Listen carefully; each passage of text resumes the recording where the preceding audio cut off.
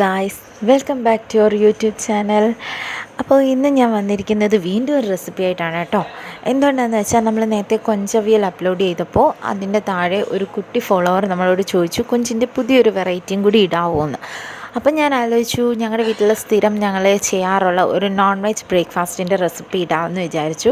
കാരണം non veg ബ്രേക്ക്ഫാസ്റ്റൊക്കെ ഇഷ്ടപ്പെടുന്നവർക്ക് എനിക്ക് തോന്നുന്നു ഈ ഒരു റെസിപ്പി കിടുക്കാച്ചിയ ഒരു ഐറ്റം ആയിരിക്കും. അതുപോലത്തെ ഒരു റെസിപ്പിയാണേ.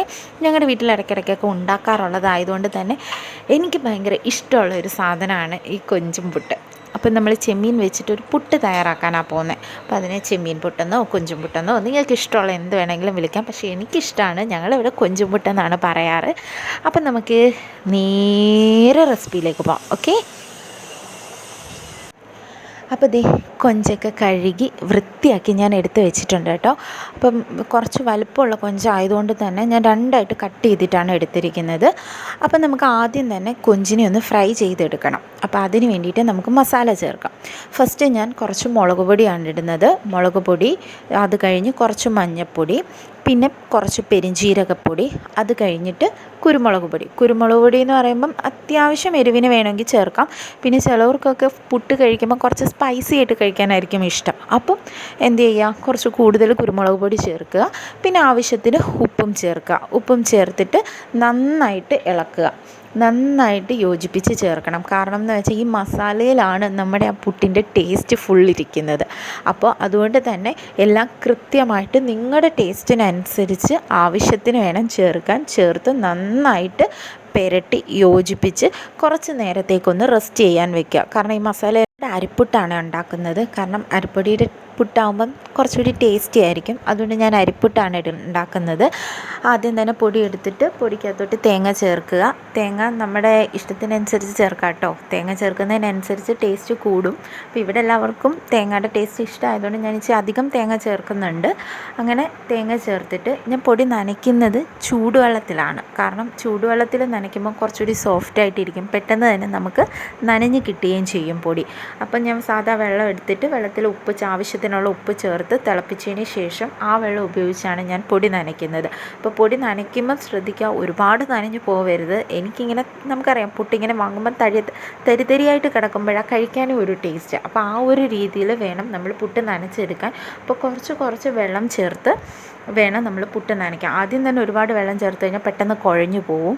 അപ്പോൾ അങ്ങനെ ചെയ്യാൻ പാടില്ല. കുറച്ച് വെള്ളം ചേർത്തിട്ട് വേണം പുട്ടിന് പൊടി നനയ്ക്കാനായിട്ട്. ഈ ഒരു കൺസിസ്റ്റൻസിയിലാണ് നമുക്ക് കിട്ടേണ്ടത് കേട്ടോ. എന്നാലേ ഉള്ളൂ ആ പുട്ടിൻ്റെ തരിതരിയൊക്കെ നമുക്കിങ്ങനെ കിട്ടത്തുള്ളൂ കേട്ടോ. അപ്പോൾ ഒരു പെട്ടെന്ന് നനഞ്ഞിട്ടുണ്ടോ ഇല്ലയോ എന്ന് അറിയാൻ വേണ്ടിയിട്ട് നമ്മളിങ്ങനെ ഒന്ന് ഉരുള പിടിച്ച് നോക്കുമ്പം അത് പൊടിഞ്ഞു പോകുന്നില്ല എന്നുണ്ടെങ്കിൽ പുട്ടിൻ്റെ പൊടി നനഞ്ഞിട്ടുണ്ടെന്നാണ് അർത്ഥം കേട്ടോ. ഞാൻ അങ്ങനെയാണ് മിക്കവാറും നോക്കാറ് കേട്ടോ. അതുകൊണ്ട് പറഞ്ഞു തന്നെയാണ്. അപ്പോൾ ആ ഒരു കൺസിസ്റ്റൻസിയിൽ നമുക്ക് നിർത്താം. നമ്മുടെ അടുത്ത സ്റ്റെപ്പ് എന്ന് പറയുന്നത് നമ്മുടെ കൊഞ്ചിനെ വറുത്തെടുക്കുക എന്നതാണ്. അതിനായിട്ട് ഞാനൊരു ചീനിച്ചട്ടി വെച്ചിട്ടുണ്ട്. ചീനിച്ചട്ടിയിൽ അല്പം വെളിച്ചെണ്ണ ഒഴിച്ചു. ആ വെളിച്ചെണ്ണ ചൂടായി വരുന്ന സമയത്ത് നമുക്ക് നമ്മുടെ കൊഞ്ചിനെ എടുത്തിട്ട് കൊടുക്കാം. അപ്പം കൊഞ്ചിപ്പം നല്ലതായിട്ട് മസാലയൊക്കെ പിടിച്ച് സെറ്റായിരിക്കുകയാണ്. അപ്പം നമ്മൾ ഇടുമ്പോൾ തന്നെ നല്ലൊരു മണമൊക്കെ വരും.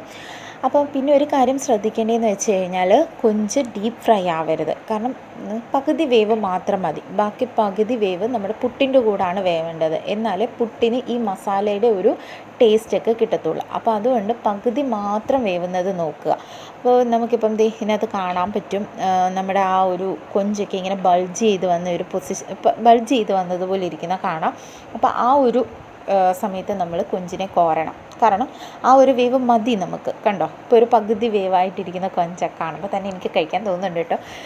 ഇനി ഈ കൊഞ്ചിനോടൊപ്പം നമ്മൾ കുറച്ച് തേങ്ങായും കൂടി ചേർത്ത് നന്നായിട്ടൊരു മിക്സിങ് തയ്യാറാക്കി എടുക്കണം. അപ്പം ഒരുപാട് തേങ്ങ ചേർക്കരുത്. കാരണം എത്ര കൊഞ്ചാണോ ഉള്ളത് ആ കൊഞ്ചിന് ആവശ്യമായ തേങ്ങ മാത്രമേ ചേർക്കാവുള്ളൂ. കൂടുതൽ തേങ്ങ ചേർക്കുമ്പോഴത്തേക്ക് അതിൻ്റെ ടേസ്റ്റ് വ്യത്യാസപ്പെടും. എന്നിട്ട് നന്നായിട്ട് മിക്സ് ചെയ്യുക. നല്ലൊരു അരപ്പ് പരുവത്തിൽ ആ തേങ്ങയിൽ ആ അരപ്പൊക്കെ പിടിച്ച് നല്ലൊരു കളറിൽ കിട്ടും നമുക്ക്. അപ്പോൾ ആ ഒരു ഫില്ലിങ് നമുക്ക് ഈ കൊഞ്ചും പുട്ടിന് ആവശ്യമാണ്. ഇനി നമ്മളപ്പം പുട്ട് തയ്യാറാക്കാൻ പോവുകയാണേ. അപ്പോൾ ആദ്യം തന്നെ നമ്മുടെ കുറ്റിക്കകത്തോട്ട് നമ്മൾ ഈ ചെയ്ത് വെച്ചിരിക്കുന്ന മിക്സ് ചേർക്കണം. ആദ്യം ഒരു ലെയർ ആ മിക്സാണ് ചേർക്കേണ്ടത്. എന്നിട്ട് നമ്മൾ നനച്ച് വെച്ചിരിക്കുന്ന പൊടി ചേർക്കണം. വേണമെങ്കിൽ നിങ്ങൾക്ക് ഇടയ്ക്കലത്ത് ഒരു ലെയറിൽ മിക്സ് ചേർക്കാം. ഞാനിപ്പോൾ ഇവിടെ ഏറ്റവും താഴെയും ഏറ്റവും മുകളിലും മാത്രമേ ചേർക്കുന്നുള്ളൂ കേട്ടോ. കാരണം എന്ന് വെച്ച് കഴിഞ്ഞാൽ താഴെ നമ്മൾ ചേർത്ത മിക്സിനകത്തൂടെ ആവി വന്നിട്ട് നമ്മുടെ പുട്ടിലും കൂടെ കയറുമ്പോഴത്തേക്ക് അതിൻ്റെ ഒരു ടേസ്റ്റ് ഫുൾ ആ ഒരു പൊടിക്ക് കിട്ടും. അതാണ് ശരിക്കും ഇതിൻ്റെ ഒരു റിയൽ ടേസ്റ്റ് എന്ന് പറയുന്നത്. നമ്മൾ വേറെ കറികളൊന്നും ഈ പുട്ടിൻ്റെ കൂടെ ഉണ്ടാക്കുന്നില്ല. വേണമെങ്കിൽ നിങ്ങൾക്കൊരു ചെറിയ പപ്പടമൊക്കെ വേണമെങ്കിൽ ഉണ്ടാക്കാം. പക്ഷേ ഇതാണ് ശരിക്കും നമ്മൾ ചെയ്യുന്നത്. ഈ കൊഞ്ചിൻ്റെ ടേസ്റ്റിലാണ് നമ്മൾ ഈ പുട്ട് കഴിക്കുന്നത്. അപ്പം ദേ നമ്മുടെ കുറ്റിയിലൂടെ ആവിയൊക്കെ ഇങ്ങനെ പറന്ന് വരുന്നുണ്ട്. നല്ല മണവും വരുന്നുണ്ട് കേട്ടോ. ആ മണം കേൾക്കുമ്പോൾ തന്നെ നമുക്ക് കഴിക്കാൻ തോന്നും. എനിക്ക് ശരിക്കും വായിലൂടെ വെള്ളം ഊറുന്നുണ്ട്. 4 വശത്തൂടെ ആവി വരുന്നുണ്ട്. നല്ല മയമുള്ള നല്ല ടേസ്റ്റി ആയിട്ടുള്ള സ്പൈസി ആയിട്ടുള്ള നോൺ വെജ് പുട്ട് ദേ ഇവിടെ റെഡി ആയിട്ടുണ്ട്. ആവിയൊക്കെ ഇങ്ങനെ പറക്കുന്നുണ്ട് ഇതിലൂടെ. അപ്പോൾ എല്ലാവർക്കും ഇതൊന്ന് ചെയ്ത് നോക്കണം കേട്ടോ. അതുപോലത്തെ അന്യായ ടേസ്റ്റാണ്. വീട്ടിൽ എല്ലാവരും ചെയ്ത് നോക്കണം. തീർച്ചയായിട്ടും നിങ്ങൾക്ക് ഇഷ്ടപ്പെടും. ഇഷ്ടപ്പെട്ടിട്ടുണ്ടെങ്കിൽ നമ്മളുടെ കമൻറ്റ് ബോക്സിൽ വന്നിട്ട് പറയണം ഇഷ്ടപ്പെട്ടു എന്ന് കേട്ടോ. ട്രൈ ചെയ്തു ഇഷ്ടപ്പെട്ടു എന്ന് പറയണം. വീഡിയോ ഇഷ്ടമായെങ്കിൽ ലൈക്ക് ചെയ്യുക, ഷെയർ ചെയ്യുക, സബ്സ്ക്രൈബ് ചെയ്യുക. Thank you.